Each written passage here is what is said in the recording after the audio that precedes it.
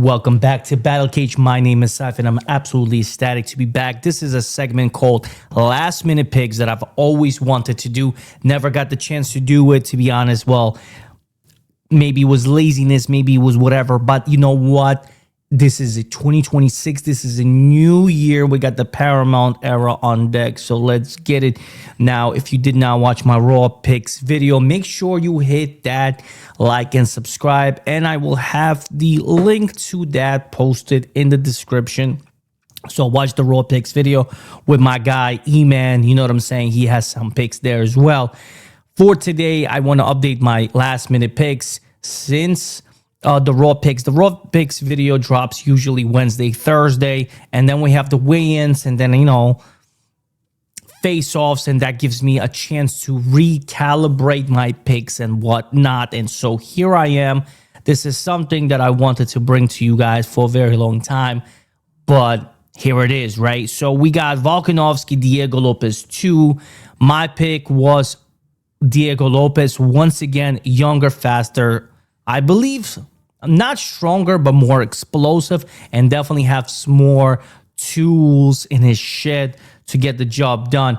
Now, I will be going on record and saying that Volkanovski is the man. You know what I'm saying? And listen, he won the first fight, and there's absolutely no reason he can't do it again. I just feel like if Diego Lopez lets his hands go early, he definitely has a chance. And it looks like now that he has, had the, experienced the time in the octagon with Volkanovski, he knows what he's getting into. He's going to be that much better prepared. So I'm sticking with Diego Lopez here. In the co-main event, we have a good one. We should see some blood here. You know what I'm saying? We got two badass dudes going at it.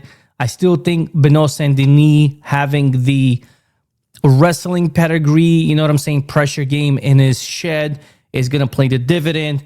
Dan Hooker is a madman. He has, time and time again played the spoiler for some folks here. In fact, he has cost me major units when I backed Gamron, but nevertheless, I'm going to go with BSD. We just seen Dan Hooker choked out by Arman Tsarukyan, who arguably should be fighting for the title, or if not, being the champion already. But it is what it is. I'm going to go with BSD. I just think he has more tools. But if he wants to stand and bang with Dan Hooker, he might be in trouble because Dan is the man. Now, this will be my first flip-flop. I have originally backed Rafael Fiziev. I've changed my pick post weigh-ins and face-offs, and here, let me tell you why. I like Fiziev. I think he's very seasoned, very explosive, has a dynamic, striking skill set, but he has a really good dance partner in Mauricio Ruffy, who's going to be just as the same. His back is kind of against the wall here because we thought Mauricio Ruffy was this next big ascending superstar in the 155 division. He dropped the ball against BSD, you know what I'm saying, who kind of implemented his game. I think he has a good dancing partner as well. Fiziev is going to be more than happy to oblige in the striking realm. And in the face-offs, we kind of saw Mauricio Ruffy was like, did a little signal over here. I agree.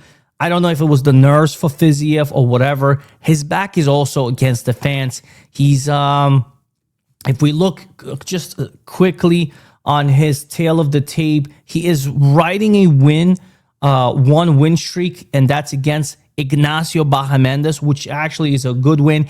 And I will be going on record, and I will say that I completely forgot about this win against Bahamondes, but he lost to Gaethje, he lost to Mateusz Gamrot. He got knocked out by Mateusz Gamrot, you know what I'm saying? Oh, actually it was a leg injury, so it was a TKO, and then he lost to Justin twice. So he was running a 3-win losing streak, his back against the wall. I feel like his back is against the wall again, because as good as Ignacio is, he's not like upper echelon. So let's see if the experience plays the dividend for Fiziev again. But I did not like what I've seen from him. So, Benoit Saint-Denis submitted Ruffy, but again, I'm going to go and say that, listen, these two guys are probably going to be more than happy to stand and bang, and we are looking at a potential fight of the night. And my me saying this, my take is probably nothing new. You've heard this before, and I think we're going in the right direction. This could be a potential fight of the night. Moving down along, we got Tai Bam Bam Tuivasa. I'm picking him. I don't trust him. I'm just picking him because I want to see a Tuivasa moment. You know what I'm saying? And additionally, I just don't think Talison Teixeira is that good. Now, he's big. He's huge. He got the power. He's a heavyweight. His reach is absolutely stupendous. If you look over here, he has a massive 83 to 75 inch. That's 8-inch reach advantage. He's 6'7". He's going to be towering Tai Tuivasa. This is his absolutely last chance in the UFC to survive. He doesn't get this one, he's probably out. But I will say, Bam Bam Tuivasa has just been the more experienced guy in here. He's been with the killers, you know what I'm saying? Getting knocked out and submitted by the killers. So we're going Bam Bam Tuivasa. I don't like that pick, but it is what it is. I just don't like the ugly Talison Teixeira. And anyway, we'll see what happens. Quinlan Salkilld versus Jamie Malarkey. I'm staying with Salkilld. Again, his ascent to something special here is we got to take some notes over here. You know what I'm saying? Tail of the tape. He is on a whopping winning streak right now. His last win came in on a last-minute notice against Nasrat Haqparast.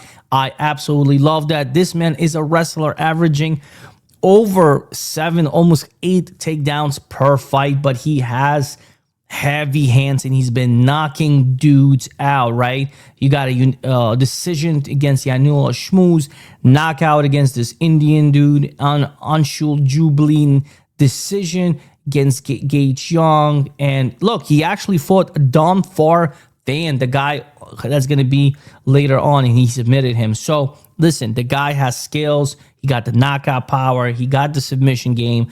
I just feel like it's his time. I'm going to back Quinlan Salkilld. Jamie Malarkey is fighting for his contract, so he's going to be the more, urgent side. But hey, it is what it is the game we play. Let's move forward. Justin Tafa.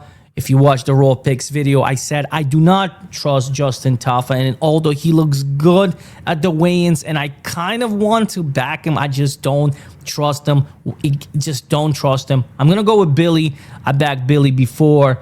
His physical gifts are going to be there. He was riding a 5-inch reach advantage. I think he's just faster.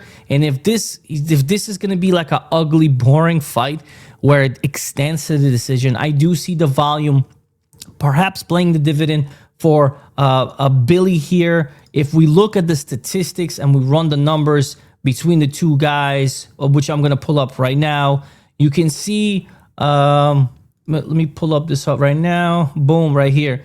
Let's get closer on this thing.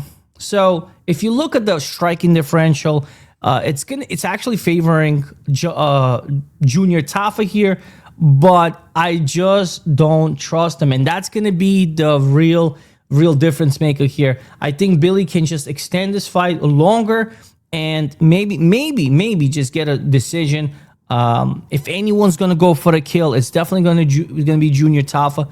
Junior Tafa is definitely a dangerous guy. Respect his power nevertheless. As much as I don't trust him, I do got to respect his power. Cam Rowston versus Cody Brundage. Don't trust Cody Brundage.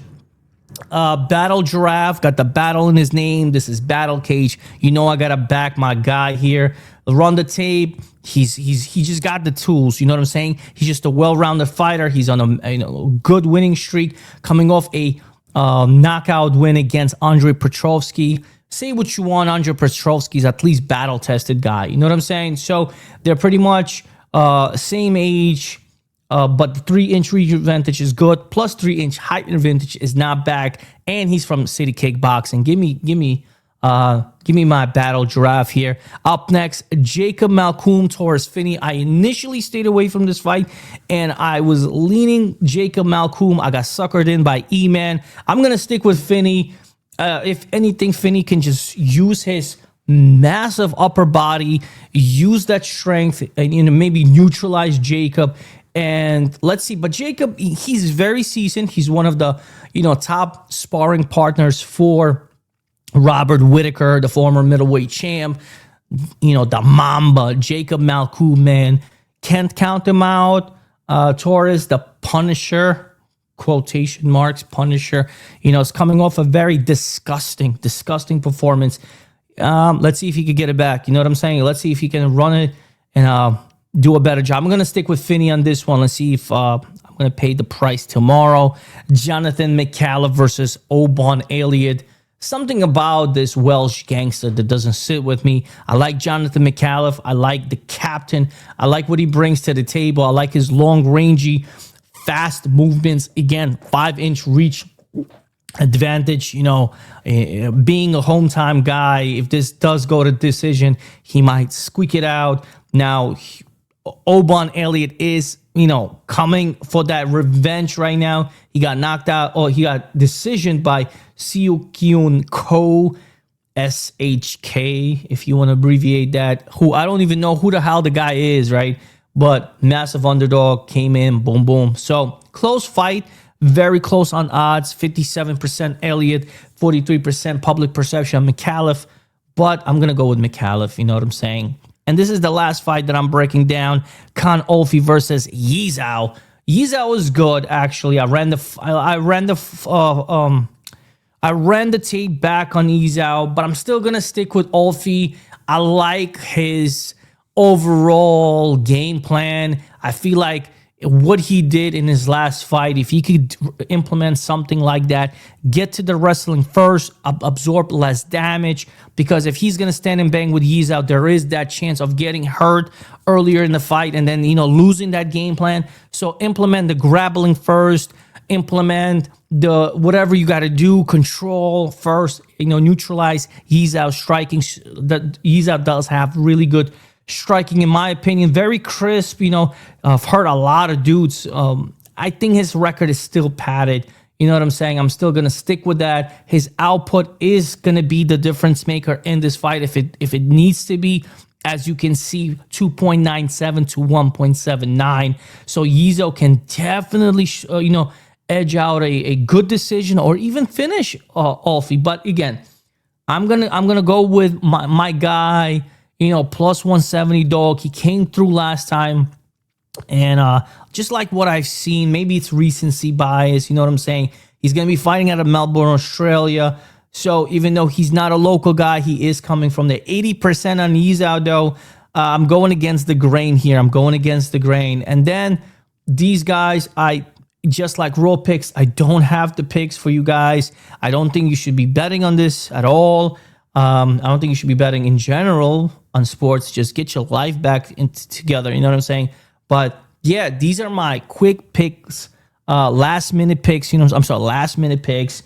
And yeah, man, thanks. If you like this, good format, nice, short, and easy, hit that like and subscribe. You know what to do. It's fight day. Let's get it. Don't lose that bread. You know what I mean? Make that smart decision. Let's